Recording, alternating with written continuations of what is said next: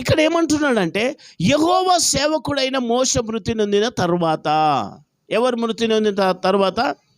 మోషే మృతి నొందిన తర్వాత యెహోవా నూను కుమారుడైన మోషే పరిచారకుడునైనా అనుంది. మోషే పరిచారకుడు. హల్లెలూయా. మోషే పరిచారకుడు అంటే మోషే యొక్క శిష్యుడు. హల్లెలూయా. ఎవరమ్మా? మోషే శిష్యుడుగా ఉన్నాడు ఈయన. హల్లెలూయా. మోషకు కుడి భుజంలాగా పనిచేస్తూ ఉన్నాడు. మోషకు అన్ని విధాలుగా సహకరిస్తూ ఉన్నాడు ఈ యొక్క యెహోషువ. హల్లెలూయా. అయితే దేవుని యొక్క సన్నిధానంలో మోషే మృతి నొందిన తర్వాత యెహోవా నూను కుమారుడైనటువంటి మోషే పరిచారకుడైనటువంటి యెహోషువకు ఇలాగూ సెలవిచ్చెను. ఆమేన్. ఏమని? నా సేవకుడైన మోషే మృతి నొందెను కాబట్టి, 2వ వచనం, కాబట్టి నీవు లేచి, ఎక్కడి నుంచి లేవాలా? హల్లెలూయా. నువ్వు లేచి అన్నాడు. ఎక్కడి నుంచి లేవాలా? లేచి అవిశ్వాసంలో నుంచి నువ్వు లేచి నిలబడు. అపనమ్మకం నుంచి నువ్వు లేచి నిలబడు. ప్రతి విధమైన సాకుల నుంచి నువ్వు లేచి నిలబడు. ప్రతి విధమైన భయం నుండి నువ్వు లేచి నిలబడు. ప్రతి విధమైన స్వార్థం నుంచి నువ్వు బయటకు రమ్మని చెప్తున్నాడు. హల్లెలూయా. హల్లెలూయా. ప్రతి విధమైనటువంటి నిర్లక్ష్యం నుండి నువ్వు బయటకు రా. మోషేను యెహోషువకు దేవుడు ఆజ్ఞాపిస్తూ ఉన్నాడు. నువ్వు లేచి, ఎక్కడి నుంచి లేచి? నిద్రమత్తులో నుంచి, అవిశ్వాసంలో నుంచి, స్వార్థం నుండి, నిర్లక్ష్యం నుండి, భయంకరమైనటువంటి సోమర్తనం నుంచి. చాలామంది జీవితాల్లో సోమర్తనము ఒక భయంకరమైనటువంటి బంధకంతో నిండబడి ఉన్నది. చాలామంది జీవితాల్లో మరి స్వార్థం అనేది, చాలామంది జీవితాల్లో మరి పిరికితనం అనేది, భయం అనేది, రకరకాలైనటువంటి సాతానుగాడు ఉర్లతో మరి బంధించి ఉంచాడు. దేవుడు మాట్లాడుతున్నాడు యెహోషువతో, నువ్వు లేచి నీవును ఈ జనులందరూ. హల్లెలూయా. ఎవరంట? ఇశ్రాయేలు ప్రజలు, దేవుని ప్రజలు, దేవుని నిబంధనలో నివసించే ప్రజలు, దేవుని నిబంధనలో ఉన్నటువంటి ప్రజలు, దేవుడు వాగ్దానం చేసిన ప్రజలు, దేవుడు వారికి మాటిచ్చిన ప్రజలు. మరి దేవుని యొక్క సన్నిధానంలో నీవును ఈ ప్రజలను, నీవును ఈ జనులందరూ ఈ యోర్దాను నది దాటి నేను ఇశ్రాయేలీయులకు ఇచ్చుచున్న. హల్లెలూయా. హల్లెలూయా. మోషే ఐగుప్తు దేశం నుండి తీసుకొచ్చింది. బానిసత్వంలో నుండి మోషే ఇశ్రాయేలీయులను తీసుకొచ్చింది. మోషే మృతి నొందిన తరువాత మోషే యొక్క బాధ్యత, మోషే యొక్క సేవ, మోషే నడిపించే దేవుడు మోషే కలిగి ఉన్న దర్శనము ఎవరికి అప్పగిస్తున్నాడు? దేవుడు యెహోషువకు అప్పగిస్తూ ఉన్నాడు. హల్లెలూయా. నీవును ఈ ప్రజలను యోర్దాను దాటి నేను చూపించు వాగ్దాన దేశానికి నువ్వు తీసుకొని వెళ్ళాలి అంటున్నాడు. హల్లెలూయా. మరి మోషేలాగా యెహోషువ జ్ఞానవంతుడు కాదు. మోషేలాగా యెహోషువ జ్ఞానవంతుడు కాదు. మోషేలాగా యెహోషువ అంత పాండిత్యాలు చదవలే. మోషకు ఉన్నటువంటి తెలివితేటలు యెహోషువకు లేవు. అయినప్పటికీ, హల్లెలూయా, అయినప్పటికీ యెహోషువ మోషకు నమ్మకంగా జీవించాడు.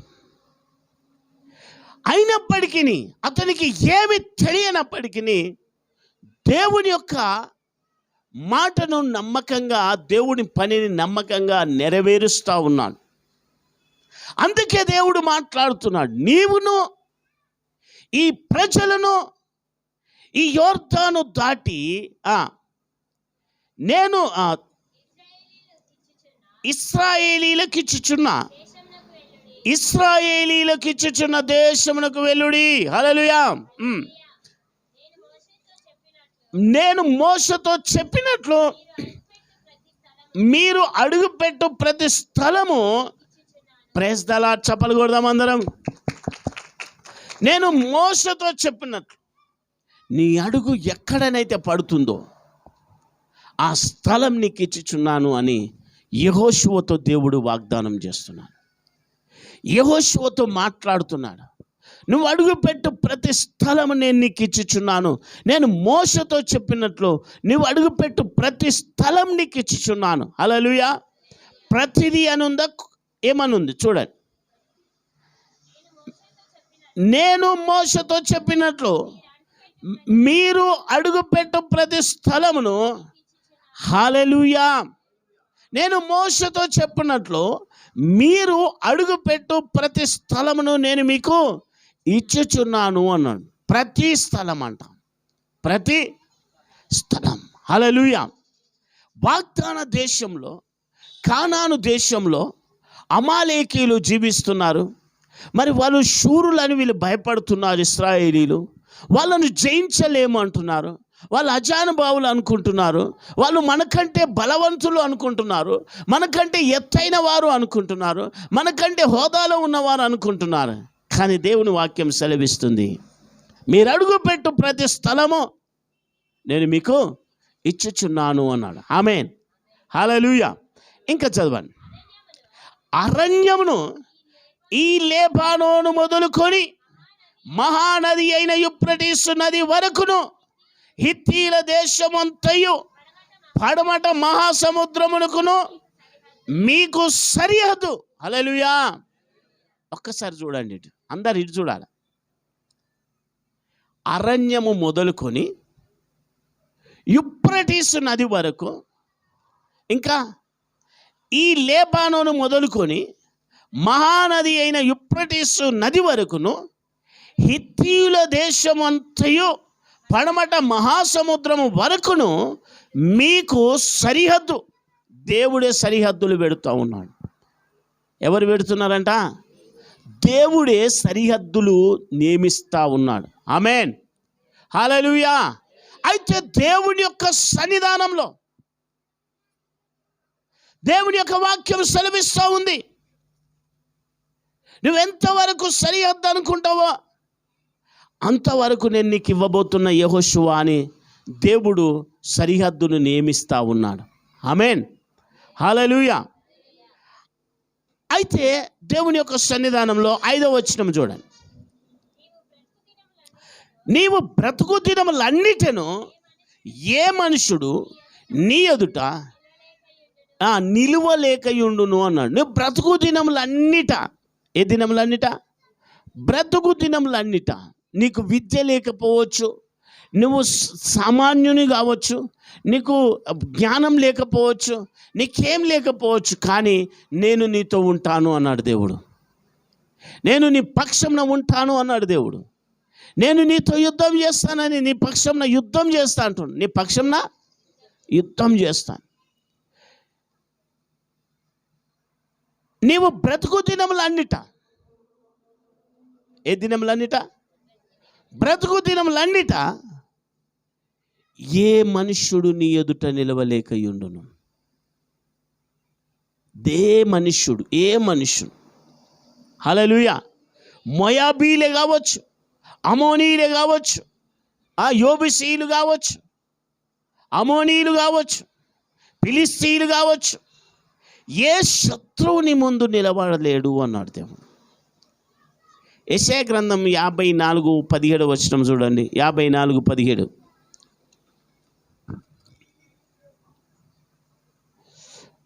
చదవండి. నీకు విరోధముగా రూపింపబడిన ఏ ఆయుధంను, నీకు విరోధముగా రూపింపబడిన ఏ ఆయుధం వర్ధిల్లదు అన్నాడు దేవుడు. ఆయుధము. హల్లెలూయా. దేవుని యొక్క సన్నిధానంలో మాట వర్ధిల్లదు, ఆయుధం వర్ధిల్లదు, ఏమి వర్ధిల్లదు అని దేవుని యొక్క వాక్యము సెలవిస్తుంది. నీకు విరోధంగా. అందుకే దేవుడు ఏమంటాడు, నువ్వు బ్రతుకు దినములన్నిట ఏ మనుషుడు నీ ఎదుట నిలవలేకయుండును. నేను మోషకు తోడయ్యుండున్నట్లు నీకును తోడయ్యుండేదని. మోషకు తోడయ్యుండున్నట్లు నీకును తోడయ్యుండేదని. మరి మోషే యొక్క శత్రువులను దేవుడు ఎక్కడ అణచివేశాడు? ఎర్ర సముద్రంలో అణచివేశాడండి. హల్లెలూయా. మరి ఎర్ర సముద్రం పాయలుగా అయిపోయింది.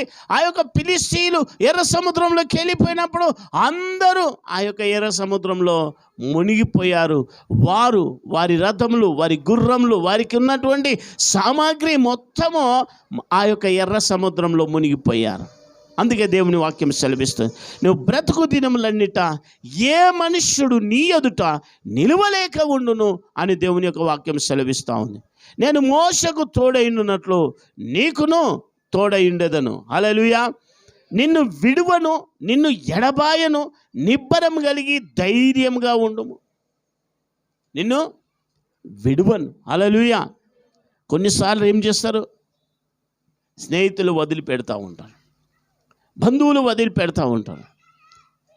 అన్ని విషయాల్లో నిన్ను విడువను, ఎడబాయను. మరి దేవుని యొక్క సన్నిధానంలో, దేవుని యొక్క సన్నిధి మనతో మాట్లాడుతుంది కదా. విడువని దేవుడు, ఎడబాయనటువంటి దేవుడు. ఒక విశ్వాసి క్రీస్తు కావాలనుకుంటే, ఎవరు కావాలనుకుంటే? క్రీస్తు కావాలనుకుంటే, రక్షణ పొందాలనుకుంటే వారు బ్రతికినన్ని రోజులు యుద్ధమేనంట. బ్రతికినన్ని రోజులు పోరాటం, యుద్ధం, పోరాటం, యుద్ధం. దేవుని యొక్క సన్నిధానంలో బైబిల్ వాక్యం సెలవిస్తుంది, మొట్టమొదటి పోరాటం ఎక్కడ స్టార్ట్ అయింది? మొట్టమొదటి యుద్ధం ఎక్కడ స్టార్ట్ అయింది? ఒక్కసారి చూడండి. ఆదికాండం 3:15 ఆదికాండం 3:15. మరియు నీకును స్త్రీకిని నీ సంతానమునకును స్త్రీ సంతానమునకును వైరము కలుగజేసిన. అక్కడి నుంచి స్టార్ట్ అయింది. ఎక్కడి నుంచి స్టార్ట్ అయింది? ఆదికాండం 3:15 ఎప్పుడైతే తినవద్దన్నటువంటి పండు అవ్వ ఆదాము తిన్నారో, అప్పుడు తిన్నప్పుడు వారికి కలిగినటువంటి అధికారం వారు కోల్పోయింది. వారికి ఉన్నటువంటి అధికారాన్ని వాళ్ళు ఏం చేశారు? పోగొట్టుకున్నారు. పండే కదా, తింటే ఏమవుతుంది? సాతానుడు అన్నాడు, మీరు తినుదినంన దేవతల వలె ఉంటారు అనుకొని దేవుడు తినొద్దు అన్నాడని అబద్ధం ఆడింది సాతాను. వెంటనే కొన్ని పండ్లను తీసుకొని తిని తన భర్తకి ఇచ్చినప్పుడు వారిద్దరిలోనికి పాపము వ్యాప్తి చెందింది. అందుకే దేవుడు మాట్లాడుతున్నాడు, నీకును స్త్రీకిని నీ సంతానమునకును స్త్రీ సంతానానికి వైరం కలుగజేసేదను అన్నాడు. హల్లెలూయా, హల్లెలూయా. అక్కడి నుంచి నెక్స్ట్ ఎవరి దగ్గరకు వచ్చింది? కయీన్ దగ్గరకు వచ్చేసింది. కయీను జీవితంలో భయంకరమైనటువంటి సంఘటన ఎదుర్కొన్నాడు. మరి ప్రియులారా, దేవుని యొక్క సన్నిధానంలో యుద్ధ సమయం అది. మరి వారికి దేవుడు వాగ్దానం చేసిన భూభాగాన్ని దేవుని ప్రజలు స్వాధీనపరచుకునే సమయం. హల్లెలూయా. మరి దేవుని యొక్క సన్నిధానంలో దేవుని ప్రజలు, ఇశ్రాయేలు ప్రజలు వాగ్దాన దేశాన్ని స్వతంత్రించుకునేటటువంటి సమయం. హల్లెలూయా, హల్లెలూయా. అందుకని దేవుని యొక్క వాక్యం సెలవిస్తూ ఉంది. 1 కొరింథీయులకు రాసిన పత్రిక 10:11 చూడండి. 10-11.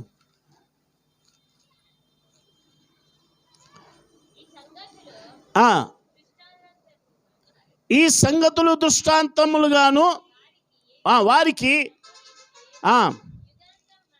యుగాంతమందున్న మనకు బుద్ధి కలుగుటకై వ్రాయబడెను.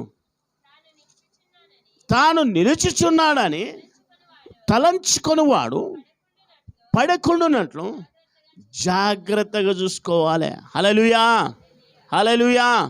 ఏమన్నాడు ఇక్కడ వాక్యంలో? తాను నిలుచుచున్నానని ఒకడు అనుకుంటుండంట. ఎట్లా అనుకుంటుండంట? నేను నిలబడ్డా, నా కాళ్ళ మీద నేను నిలబడ్డవై, నా హోదాలో నేను నిలబడ్డా, నాకున్న సామర్థ్యంలో నేను నిలబడ్డా, నాకున్న సందర్భంలో నేను నిలబడ్డా అని అనుకున్నవాడు ఏమైపోవద్దంట, పడిపోకుండా జాగ్రత్త పడాలనంట. పడిపోకుండా, అందరు చెప్పండి. అంటే సులువుగా చిక్కుల పెట్టే పాపము ఏదైనా మీలో ప్రవేశించునేమో, అపవాది మీ జీవితం మీద దాడులు చేయనేమో, ఈ యుగ సంబంధమైన దేవత అనగా అవిశ్వాసులైన వారి మనోనేత్రములకు గుడ్డితనం కలుగజేయుచున్నది. అందుకని నిలబడ్డాను అని అనుకున్న నీవు అలాగే నిలబడి ఉండి దేవుని యొక్క మందసాన్ని మొయ్యు, అలాగే నిలబడి ఉండి దేవుని యొక్క ధర్మశాస్త్రాన్ని నెరవేర్చు, అలాగే నిలబడి ఉండి దేవుని యొక్క విశ్వాసంలో దిగజారకు. హల్లెలూయా. నిలబడ్డటువంటి నీవు పడిపోకుండా జాగ్రత్త పడుము అని దేవుని వాక్యం సెలవిస్తుంది. అందుకే యెహోషువతో దేవుడు మాట్లాడుతున్నాడు, నిబ్బరం కలిగి ధైర్యంగా ఉండము. నిబ్బరం కలిగి, విశ్వాసులకు పిరికితనం అవసరం లేదు, విశ్వాసులకు సోమర్తనం అవసరం లేదు, క్రైస్తవ బిడ్డలకు మరి ఇంకా భయం అవసరం లేదు. ఎందుకంటే నిబ్బరం కలిగి బహు ధైర్యంగా ఉండుము అన్నాడు. హల్లెలూయా, హల్లెలూయా. బహు ధైర్యంగా ఉండుము. నిలబడ్డా అన్నటువంటి నీవు పడకుండా జాగ్రత్త పడుము అన్నాడు. అంటే అర్థమైందో తెలుసా? ఒకప్పుడు 3 గంటలు ప్రార్థన చేస్తుంటున్నాయ్యా, ఒకప్పుడు 15 కిలోమీటర్లు చర్చికి నడుచుకుంటూ వెళ్ళిపోతుంటే పక్కనే చర్చ్ అయినా పోబుద్ధి అవుతలేదు. ఎందుకు అంటే పడిపోయినావు. ఏమైపోయినావు? ఆత్మీయతలో దిగజారిపోయినావు, పడిపోయినావు. హల్లెలూయా. ఒకప్పుడు సమస్తంలో దేవునికి దశంభాగం దియ్యంది, నేను కరెంట్ బిల్లు కూడా కట్టకపోతుంటే. కానీ ఇప్పుడు ఎంత వచ్చినా నేను దశంభాగం తీస్తాను. పడిపోయినావు. ఏమైపోయినావు? నీకున్న స్థితిని నువ్వు మర్చిపోయినావు. కనుక దేవుని యొక్క వాక్యం సెలవిస్తూ ఉంది, నిలబడ్డా అనుకున్న నీవు పడిపోకుండా జాగ్రత్త పడినట్లు నీకు నీవుగా ఏం చేయాలా? స్థిర మనసు కలిగి ఉండు. హల్లెలూయా. యథార్థ పడి ఉండు. యెహోషువలాగా నువ్వు నిలబడు. మోషకు తోడైనట్లు యెహోషువకు దేవుడు తోడై ఉంటానని దేవుడు మాట్లాడుతున్నాడు.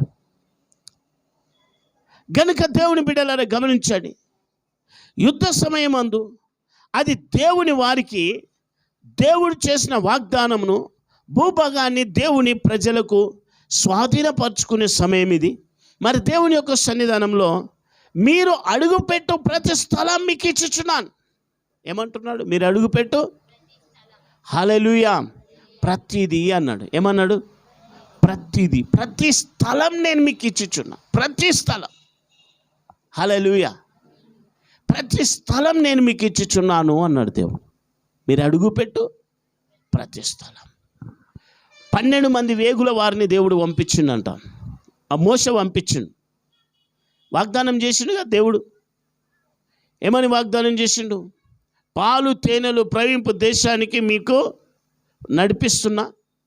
40 రోజుల ప్రయాణమేనంట అది. ఇశ్రాయేలీలను ప్రయాణం చేసే రోజులు ఎంత అంటే 40 రోజులు, అంటే నెల 10 రోజులు మాత్రమే. కానీ వీళ్ళలో ఉన్న సోమర్తనము, వీరిలో ఉన్న స్వార్థము, వీరిలో ఉన్న భయము, వీరిలో ఉన్న పిరికితనము, వీరిలో ఉన్నటువంటి సమస్త దేశము కలహాలు అన్నీ మొదలైపోయి ఏం చేసినాయంట? వాగ్దాన దేశానికి 40 సంవత్సరాలు పట్టిందంట. 40 రోజులు ఎక్కడ? 40 సంవత్సరాలు ఎక్కడ? అర్థం చేసుకోండి. ఆశీర్వాదాన్ని పొందుకోవడానికి నెలలు గడుస్తూ ఉంది, సంవత్సరాలు గడుస్తూ ఉంది. కారణం ఏంటిది అంటే చాలామంది మోష మీద సరిగినరంట, చాలామంది దేవుని మీద గులుక్కున్నారంట. అందుకే వారు వాగ్దాన దేశం చేరలేకపోయారు. 12 మంది వేగుల వారిని మోషే పంపించిండు. 10 మంది అంటున్నారు, అయ్యో బాబోయ్, వాళ్ళు మన దృష్టికి గొప్ప అజానుభావులు అయిపోయారండి. వాళ్ళతో మనం యుద్ధం చేయడం సమయం కాదు ఇది. వాళ్ళతో మనం యుద్ధం చేస్తే గెలవలేము, వాళ్ళతో మనం పోటీ పడలేము, వాళ్ళను మనం వాళ్ళ దేశాన్ని స్వాధీనం చేసుకోవాలంటే మనకు కాదు అని భయపడిపోయినరంట. కాలేబు, యెహోషువ. ఎవరు? ఇటు చూడండి అందరు. కాలేబు, యెహోషువ. వీళ్ళిద్దరు మాత్రం అనుకుంటున్నారంట వారిని దేవుడు మన చేతికి అప్పగించబోతున్నాడు. హల్లెలూయా. వారిని దేవుడు మన చేతికి అప్పగించబోతున్నాడు. యుద్ధము మనం కాదు, దేవుడే యుద్ధం చేయబోతున్నాడు. ఆజానుభావులు కావచ్చు, వారు ఎంతటి వారైనా సరే దేవుడు ఈ దేశాన్ని మనకి ఇవ్వబోతున్నాడు. ఈ వాగ్దాన దేశాన్ని మనం స్వతంత్రించుకుంటామని. మరి స్వతంత్రించుకున్న గొప్ప వీరులు ఎవరు అంటే యెహోషువ, కాలేబు. హల్లెలూయా. మరి వీరిద్దరు మాత్రమే దేవుని యొక్క నిబంధనను, దేవుని యొక్క వాగ్దానాన్ని స్వతంత్రించుకున్నటువంటి వ్యక్తులు. ఎంతమందిలో? 12 మందిలో. హల్లెలూయా. 10 మంది రాంగ్ రిపోర్ట్ ఇచ్చారు, 10 మంది బ్యాడ్ రిపోర్ట్ ఇచ్చారు. శుక్రవారం ప్రార్థన అంటే కొంతమందికి సైతాన్ బ్యాడ్ రిపోర్ట్ ఇస్తుంది. సల్లాసలే చుట్టూ ఏం లేదు, మరి అద్దాలు పెట్టిన వస్తారా? నిద్రపోతుంది.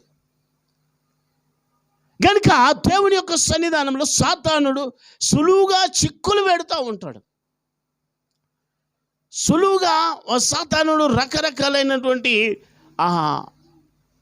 ఆలోచనలు కలుగజేస్తూ ఉంటాడు. అందుకే నీ తలంపులు జాగ్రత్తగా ఉండాలా, నీ నడక జాగ్రత్తగా ఉండాలా, నీ మాటలు జాగ్రత్తగా ఉండాలా. ఏమన్నాడంటే భయపడకము, జడియకము, నీవు అడుగుపెట్టు ప్రతి స్థలం నేను నీకు ఇచ్చిచున్నాను. హల్లెలూయా. ద్వితీయోపదేశకాండము 11వ అధ్యాయం 24వ వచనం చూడండి. ద్వితీయోపదేశకాండం 11:24. ఆమేన్. మీరు అడుగుపెట్టు ప్రతి స్థలము మీదగును. అరణ్యము మొదలుకొని లేబోను వరకు, యూఫ్రటీసు నది వరకు మొదలుకొని పడమటి సముద్రము వరకు మీకు సరిహద్దుగా వ్యాపించును అన్నాడు దేవుడు. హల్లెలూయా, హల్లెలూయా. మరి దేవుని యొక్క సన్నిధానంలో ఇదిగో దేవుడు మాట్లాడుతున్నటువంటి మాటను మనం గమనించినట్లయితే, నువ్వు అడుగుపెట్టు ప్రతి స్థలం నేను మీకు ఇస్తాను అన్నాడు. ఏం పెట్టేది? అడుగుపెట్టు ప్రతి స్థలం. ఆమేన్, హల్లెలూయా. యెహోషువతో దేవుడు వాగ్దానం చేస్తూ ఉన్నాడు. యెహోషువతో దేవుడు మాట్లాడుతూ ఉన్నాడు. యెహోషువతో దేవుడు ధైర్యపరుస్తూ ఉన్నాడు. ప్రియులారా, హల్లెలూయా. కాబట్టి మనం భయపడవలసిన అవసరము ఎందుకు భయపడకూడదు? ఇప్పుడే చెప్పినాయి కదా, మనం భయపడవలసిన అవసరం లేదు. కరోనా వచ్చినా భయపడవలసిన పని లేదు, పేదరికతనం వచ్చినా భయపడవలసిన పని లేదు, ఇంకా శత్రువుల బెదిరింపులు వచ్చినా భయపడవలసిన పని లేదు, ఇంకా కొత్త తుఫాన్లు, కొత్త వ్యాధులు పేర్లు పెట్టుకొని మన మీదికి దాడులు చేయడానికి వచ్చినా భయపడకూడదు. ఏమంటారు మీరు? అవునా కదా? మోషకు తోడైన దేవుడు యెహోషువకు తోడైనాడు, యెహోషువకు తోడైనాడు ఉన్న దేవుడు మనకు తోడైంటాడు. ఆమేన్, హల్లెలూయా, హల్లెలూయా. ఒక్కసారి చూడండి, యెహోషువ 1వ అధ్యాయము 5వ వచనం.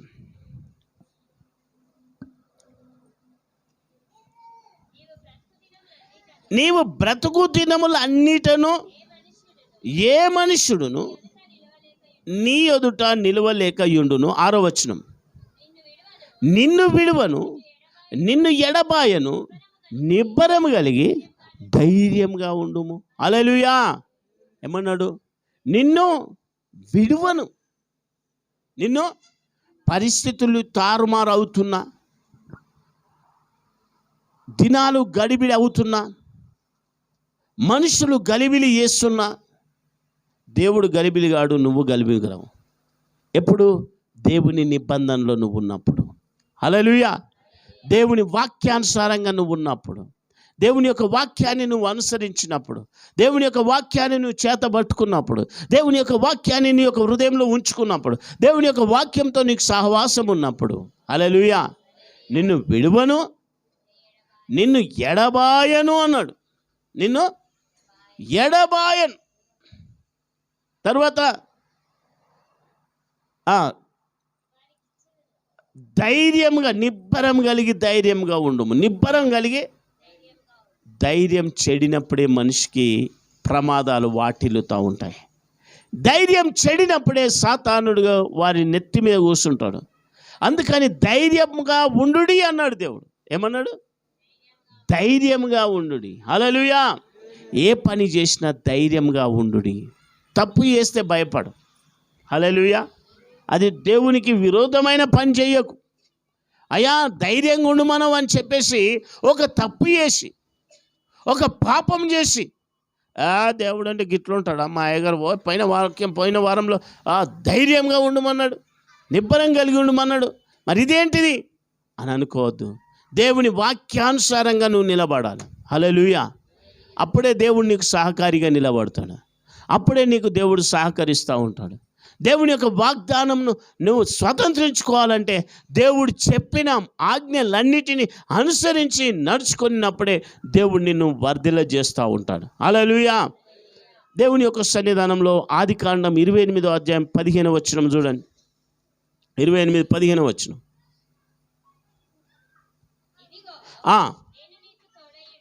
ఇదిగో నేను నీకు తోడయ్యుండి నీవు వెళ్ళు ప్రతి స్థలమందు నిన్ను కాపాడుచు. హల్లెలూయా. మరి యాకోబుతో దేవుడు మాట్లాడుతున్నాడు. యాకోబుతో దేవుడు వాగ్దానం చేస్తున్నాడు. యెహోషువ దేవుడే యాకోబు దేవుడు, అబ్రహాము దేవుడే ఇస్సాకు దేవుడు, ఇస్సాకు దేవుడే యాకోబు దేవుడు కనుక ఇదిగో నువ్వు వెళ్ళు మార్గంలో నేను నీకు అడుగుపెట్టు ప్రతి స్థలం అన్నాడు. ఇక్కడ ఏమంటుండే ఇంకొక మాట, వెళ్ళు ప్రతి మార్గంలో. హల్లెలూయా. ప్రతి మార్గంలో నేను నీకు తోడయ్యుండి నీకు సహాయం చేస్తాను అని దేవుడు మాట్లాడుతున్నాడు. ప్రతి స్థలమందు దేవుడు నీకు కార్యం చేస్తానని దేవుడు మాట్లాడుతున్నాడు. అయితే దేవుని బిడ్డలని గమనించండి. కాబట్టి మనము భయపడని అవసరం లేదు. భయపడని అవసరము లేదు. ఎందుకు లేదు?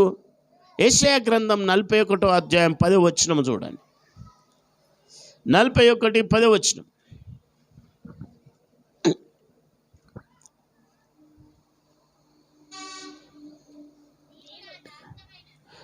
నీవు నా దాసుడవైనను నేను నిన్ను ఉపేక్షింపక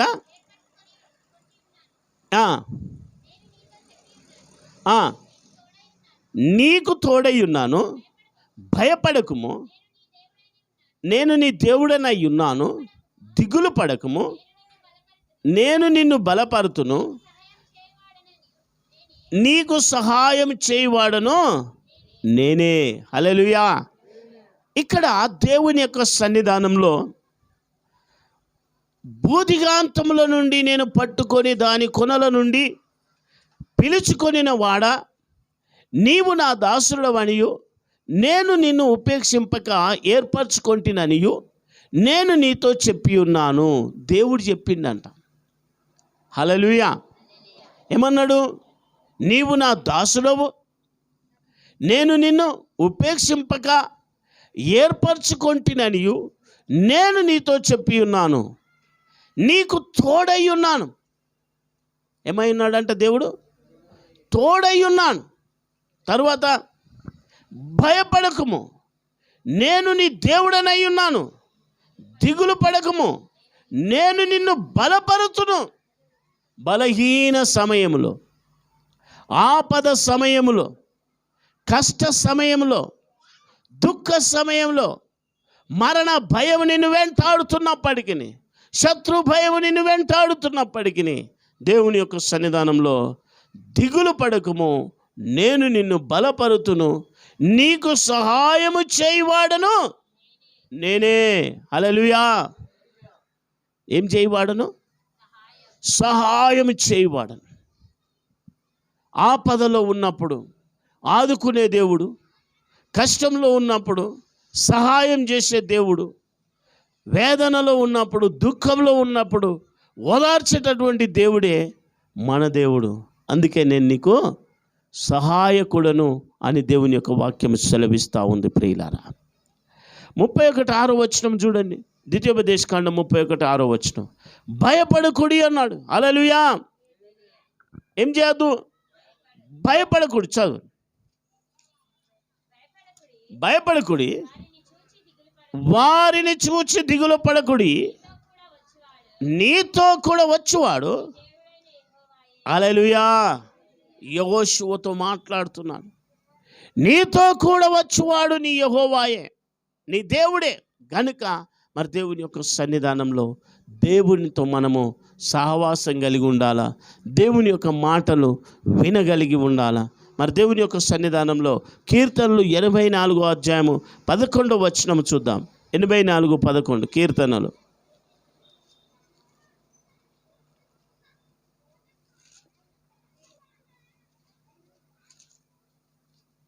చదవండి. 84:11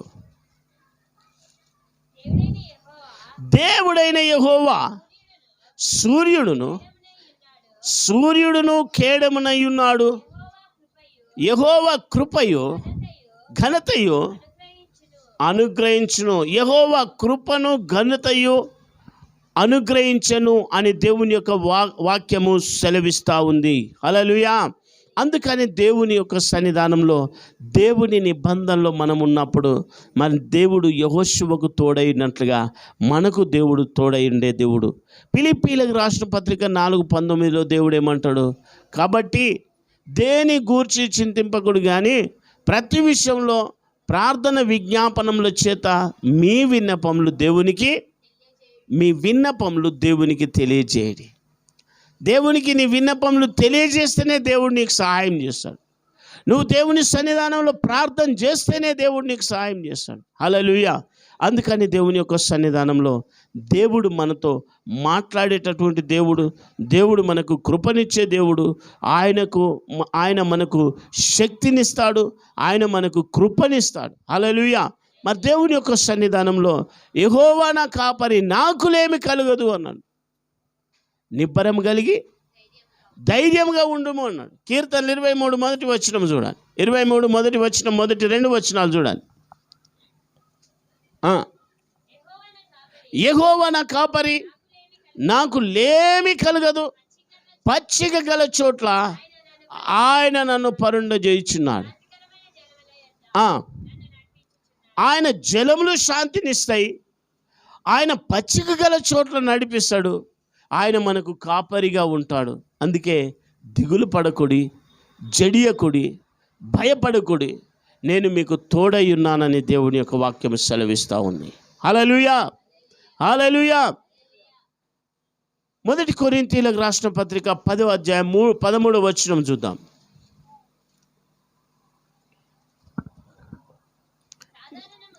సాధారణంగా మనుషులకు కలుగు శోధనను తప్ప మరేదియు సంభవింపలేదు. దేవుడు నమ్మదగిన వాడు, మీరు సహింపగలిగినంతకంటే ఎక్కువగా ఆయన మిమ్మల్ని శోధింపనీయడు. అంతేకాదు, సహింపగలుగుటకు శోధనతో కూడా తప్పించుకొని మార్గమును మీకు కలుగజేస్తాడు. తప్పించుకొని మార్గమును దేవుడు మనకు కలుగజేస్తాడంట. హల్లెలూయా. బాధల నుంచి తప్పించేటటువంటి దేవుడు, భయం నుంచి తప్పించేటటువంటి దేవుడు, ఆపదల నుండి తప్పించేటటువంటి దేవుడు, మరి భయంకరమైనటువంటి శోధన బాధల నుండి తప్పించేటటువంటి దేవుడు. ఎప్పుడు తప్పిస్తాడు? వింటున్నారా మీరు? ఎప్పుడు తప్పిస్తాడు? ప్రార్థనలు ఉన్నప్పుడు, విశ్వాసంలో ఎదిగినప్పుడు, హల్లెలూయా, వాక్యంలో ఎదిగినప్పుడు, దేవుని చిత్తంలో దేవుని సంకల్పాన్ని నెరవేర్చినప్పుడు. యెహోషువతో మాట్లాడుతున్నాడు దేవుడు. ఏమని మాట్లాడుతున్నాడు? మోషకు తోడైనట్లు నేను నీకు తోడై ఉంటాను. యెహోషువ ఒక సామాన్యమైనటువంటి వ్యక్తి. ఆయన సామాన్యమైన వ్యక్తి. ఫరో యొక్క దేశంలో, ఫరో సైనికులలో ఒక సైనికుడిగా ఉన్నటువంటి వ్యక్తి ఈ యొక్క యెహోషువ. ఆ యెహోషువ మోషకు సహకరించి మరి ఇశ్రాయేలు ప్రజలను మరి యెహోషువ ఎంతో గొప్పగా మరి దేవుని మార్గంలో నడిపించినటువంటి గొప్ప యుద్ధ వీరుడిగా, గొప్ప యుద్ధ శూరుడిగా యెహోషువ నిలబడ్డాడు. హల్లెలూయా, హల్లెలూయా. ఒక ప్రశ్న, ఆ దినాల్లో యెహోషువ యుద్ధం చేయడానికి ఏమేమి వాడుకున్నాడు? యుద్ధాలు ఉండే కదా అప్పుడు. ఏమేమి వాడుకున్నాడు? కత్తి, బాణం, డాలు, ఈట, తర్వాత మరి ఖడ్గాల్, ఇవన్నీ అప్పుడు మరణ ఆయుధాలు ఉండే. ఇప్పుడు ఆత్మీయ పోరాటంలో ఉన్నాం మనం. ఏ పోరాటము? ఆత్మీయ పోరాటంలో ఉన్నాం. మనం ఏది పట్టుకోవాలా? దేన్ని జయించాలా? స్వార్థాన్ని జయించాలా, అసూయను జయించాలా. అవి శత్రువులాగా మనల్ని వెంటాడుతూ ఉంటాయి. ఈర్ష్యను జయించాలా, విగ్రహారాధన జయించాలా, వ్యభిచారాన్ని జయించాలా, పాపాన్ని జయించాలి. హల్లెలూయా. ఎందుకంటే దుష్టుల ఆలోచన చొప్పున నడవక దాన్ని జయించాలంటే ఏం చేయాలి? నీకు ఆత్మ సంబంధమైన ఆయుధం ప్రార్థన. దుష్టుల ఆలోచనను జయించాలంటే నీకు ఆత్మ సంబంధమైన ప్రార్థన ఉండాలి. అపహాసకులు కూర్చుండు చోట నువ్వు కూర్చుండకూడదు. అపహాసకులు కూర్చుండు చోట కూర్చుండకూడదు. ఒకరోజు మేము అపహాసకుల యొక్క పరిస్థితి ఎట్లుంటుందో నేను చూపిస్తా. అనుభవించింది చెప్తున్నా. మ్యారేజ్కి వెళ్ళినాము. ఫస్ట్ రోజు మ్యారేజ్ అయిపోయింది. సెకండ్ రోజు రిసెప్షన్ అవుతుంది. ఆ రిసెప్షన్ అవుతుంటే పాస్టర్లను గబా గబా గబా గబా ఒత్తిడి చేస్తున్నారు. మేము ఒక 10 మంది పాస్టర్లం ఉన్నాం. అయ్యా తినండి, అయ్యా తినండి, అయ్యా తినండి అంట. అరే ప్రార్థన లేకుండా ఎట్లా తింటాం? ఏం లేకుండా? ప్రార్థన లేకుండా ఎట్లా తింటాం?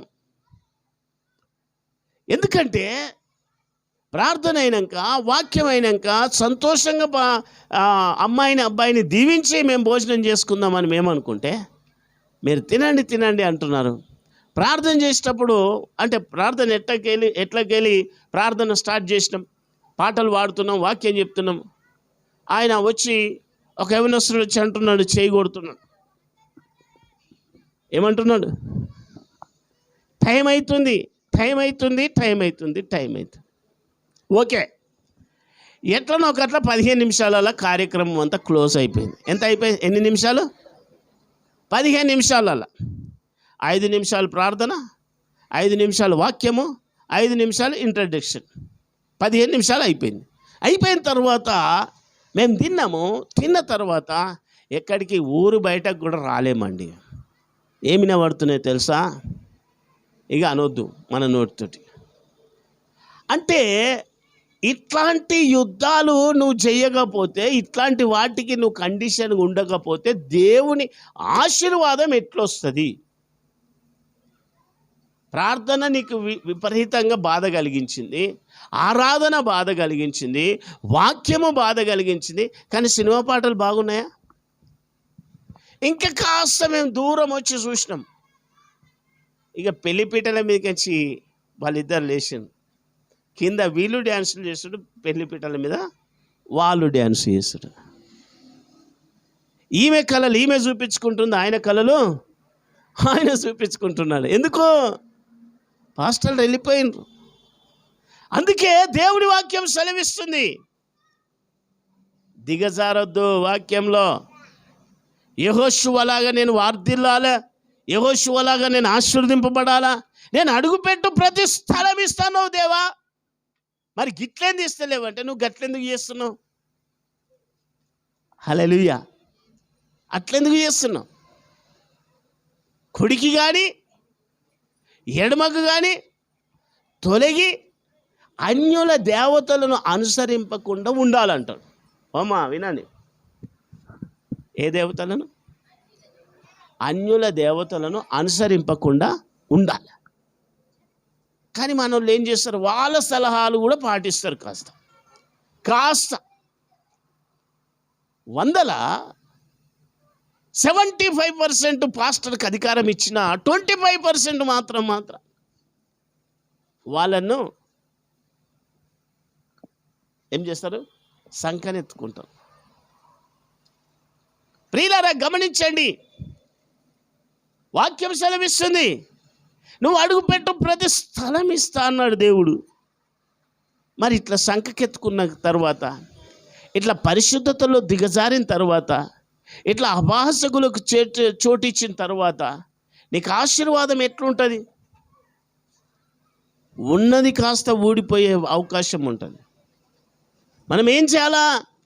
వాటిని స్వాధీనపరచుకోవాలంటే కుడికి కానీ ఎడమకు కానీ తొలగి అన్యుల దేవతలను అనుసరింపక ఉండాలి అంట. హల్లెలూయా, గట్టి చెప్పండి, హల్లెలూయా, హల్లెలూయా. ఒక్కసారి చూడండి, యెహోషువతో దేవుడు ఏమంటున్నాడు? 8వ వచనం చూడండి, 8వ వచనం, 1వ అధ్యాయం 8వ వచనం.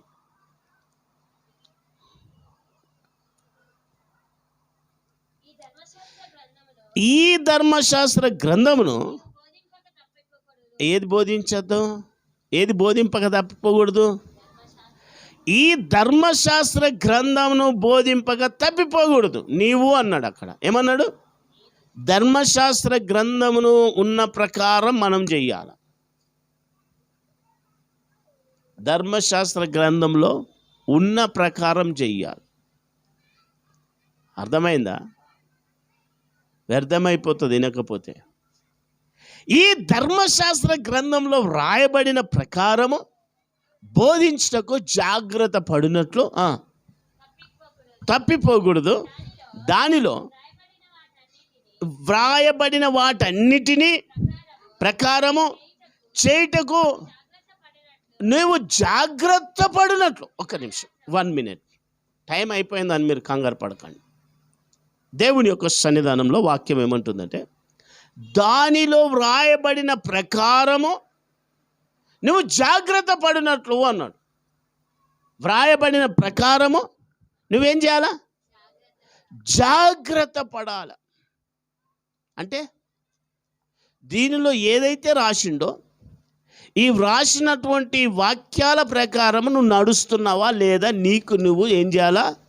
చూసుకోవాలా. నీవు దానిలో రాయబడిన ప్రకారమును జాగ్రత్త పడినట్లు జాగ్రత్త పడాలి, జాగ్రత్తగా ఉండాల, జాగ్రత్తగా ఉండాల. హల్లెలూయా, హల్లెలూయా. దేవుని యొక్క వాక్యం సెలవిస్తుంది, అవిశ్వాసతో విశ్వాసకి పొత్తెక్కడిది అన్నాడు. ఏ విశ్వాసకి? అవిశ్వాసం అంటే ఎవరు? మా జోన్ చెప్తాడు. ఎవరు అవిశ్వాసాలు? ఎవరు అవిశ్వాసులు? ఎవరు విశ్వాసులు? ఎవరు? దేవుణ్ణి ఎరిగిన వారా ఎరగని వారా? అవిశ్వాసి అన్నాడు కదా, మరి పెట్టింది. ఇక్కడనేమో విశ్వాసి అన్నాడు. అవిశ్వాసికి విశ్వాసకి ఏంది పొత్తు? ఉందా? పొత్తు లేదా? ఏమంటారు? ఉందా లేదా? ఉండొచ్చు. ఉన్నదా? ఉన్నదా? లేదు అని కండిషన్గా దేవుని వాక్యం చెప్తుంది. అవిశ్వాసకి విశ్వాసకి పొత్తు ఎక్కడిది అన్నాడు. హల్లెలూయా. మరి నిజంగా అవిశ్వాసతో మనకు విశ్వాసకి పాలెక్కడిది అన్నాడు. ఇంకా దివారాత్రము దానిని ధ్యానించిన ఎడల నీ మార్గమును వర్ధిల్ల చేసుకొని చక్కగా ప్రవర్తిస్తావంట. దివారాత్రం దాన్ని ధ్యానించుకుంటే నీవు వర్ధిల్తావు. నువ్వు అవిశ్వాసతోటి సహవాసం చేసుకుంటే పొల్లు అయిపోతుంది. గాలి చెదరగొట్టు పొట్టు వలె నొందురు. మేము దాగం కానీ మీరు దాగుండ్రు, అక్కడ ఉండ్రు, అక్కడ మాకు కనిపించకుండా దూరంగా ఉండు. పొద్దున్నాక ప్రార్థన అయితే మళ్ళీ రాత్రి డిన్నర్లు చేస్తూ ఉంటారు. బాక్సులు వలిగిపోతాయి అంత డీజేలు పెట్టి. అంటే అవిశ్వాస యొక్క కమ్యూనికేషన్ ఉండాలా? విశ్వాసి యొక్క కమ్యూనికేషన్ ఉండాలా? దేవుని యొక్క కమ్యూనికేషన్ ఉండాలా? సాతాను యొక్క కమ్యూనికేషన్ ఉంటే నిజంగా ఎప్పుడు మారుతారు? మరి యెహోషువ అంటున్నాడు, కుడికి కానీ ఎడమకు కానీ నువ్వు తొలగొద్దు అన్నాడు యెహోషువతో దేవుడు.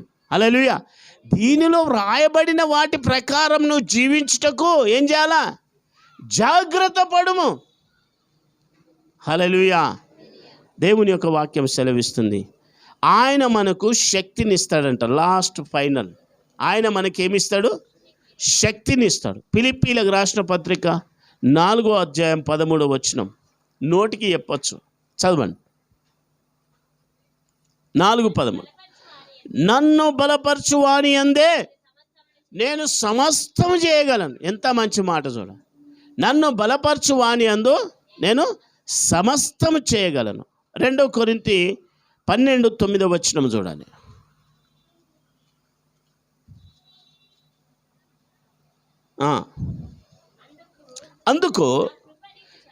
అందుకు నా కృప నీకు చాలును.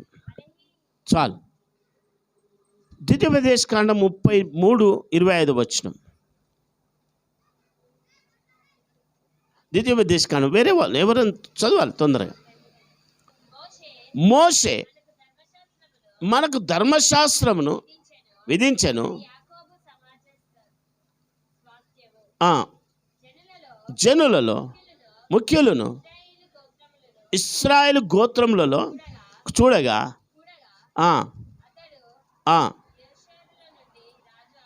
హల్లెలూయా. అయితే దేవుని యొక్క సన్నిధానంలో నిర్గమకాండంలో ఒక మాట ఏముందంటే 13వ అధ్యాయము 5వ వచనంలో, యెహోవా మీకిచ్చెదనని మీ పితరులతో చేసిన ప్రమాణం చేసినట్లు కనానీయులకును, హిత్తీయులకును, అమరీయులకును, ఎవ్వీయులకును, యెబూసీయులకును నివాస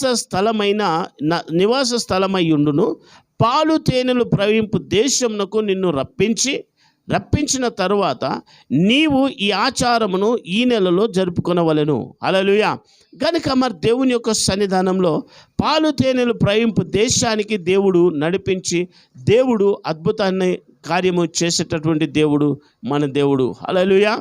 కనుక మనం అందరం లేచి నిలబడి దేవుని సన్నిధానంలో మనల్ని మనం కొద్దిగా దేవుని దగ్గర బలపడదాం. నిన్నే ప్రేమింతును, నిన్నే ప్రేమింతును, నిన్నే ప్రేమింతును, నెవెనుదిరుగా నీ సన్నిధిలో మోకరించి నీ మార్గములో సాగేదా, నిరసించక సాగేదా, నెవెనుదిరుగా నీ సన్నిధిలో మోకరించి నీ మార్గములో సాగేదా, నిరసించక సాగేదా, నెవెనుదిరుగా. హల్లెలూయా, హల్లెలూయా, హల్లెలూయా, నెవెనుదిరుగా నీ సన్నిధిలో మోకరించి నీ మార్గములో సాగేదా, నిరసించక సాగేదా, నెవెనుదిరుగా. ప్రార్థన చేసుకుందాం. మహాగణుడా, పరిశుద్ధుడా, ప్రేమగల దేవా, యెహోషువకు తోడైనట్టు బ్రతుకు దినములన్నిట నీవు మాకు తోడయుండి అన్ని విషయాల్లో కాపాడుతున్నందుకు వందనాలు, స్తోత్రాలు, స్తుతులు చెల్లిస్తున్నాం ప్రభువా.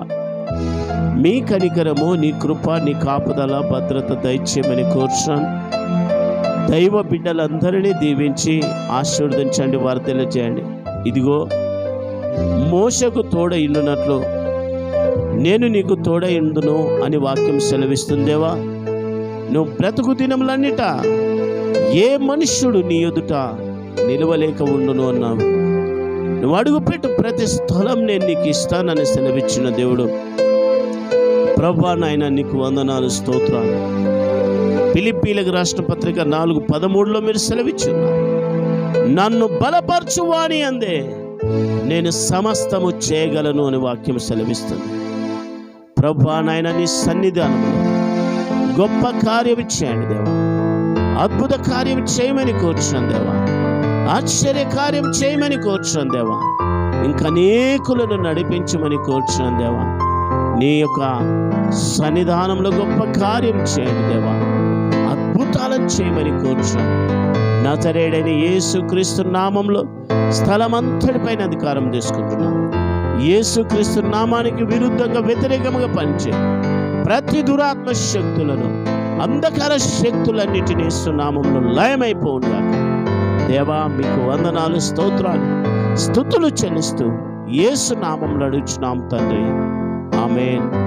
మన తండ్రి అయిన దేవుని యొక్క ప్రేమ, పరిశుద్ధాత్మ యొక్క కృప, యేసుక్రీస్తు యొక్క అన్యోన్య సహవాసం ఇప్పుడు ఎల్లప్పుడు సదాకాలం సకల దీవెనలతో మెండుగా మనందరికీ తోడయ్యుండును గాక. ఆమేన్, ఆమేన్. మీ యొక్క ప్రార్థన అవసరతలు ఏవైనా ఉంటే మాకు దయచేసి తెలియజేయగలరు. మరి తప్పకుండా ప్రతి విషయంలో మేము ప్రార్థన చేయడానికి మరి సిద్ధంగా ఉన్నాం. మరి దేవుని